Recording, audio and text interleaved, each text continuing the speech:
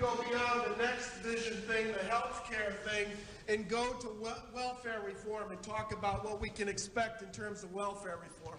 Well, first of all, when you talk about welfare, we ought to be a little honest about it. What's called welfare is public programs that provide funds for poor people. That's called welfare. Public programs that provide funds for rich people are not called welfare.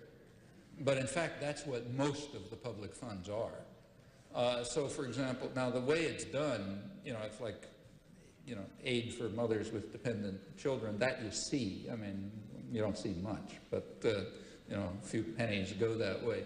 You don't see fiscal policies which amount to exactly the same thing. So like tax benefits. Tax benefits on, say, home mortgages are a welfare payment, right? They're equivalent, identical to a welfare payment. If you pay less for your mortgage, that's the same as if some public fund gave you more. It's identical. And in fact, if you look at the welfare benefits that are disguised by fiscal measures, like real estate taxes and corporate prerogatives that are untaxed and so on, it's enormous. They almost all go to the most wealthy sector. And I don't think anybody's, this is not the kind of thing that people study much. But the few attempts that have been made to evaluate it indicate that they probably exceed all of so-called welfare. And that's only the beginning. What about the Boeing Corporation again? These models for the future. Well, that's a huge welfare program. The payments, the taxes that your taxes that go to the Pentagon and NASA and DOE and the rest of them, that's an enormous welfare program, most of which gets funneled quite directly to advanced sectors of industry and to their investors and their owners.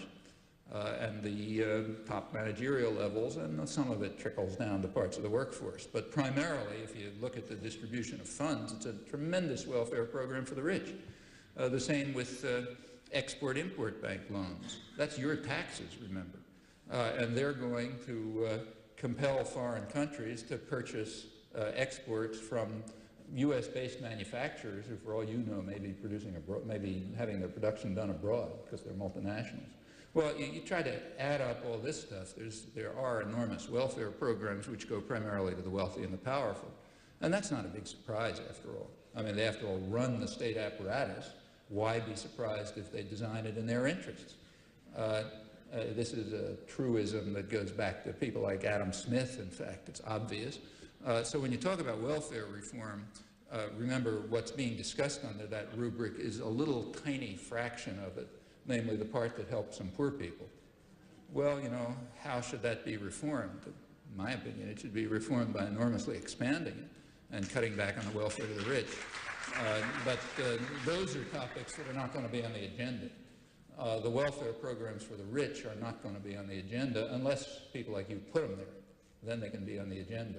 Like voting rights for black people were put on the agenda by struggle, not because somebody decided to give a gift, and so on for everything else.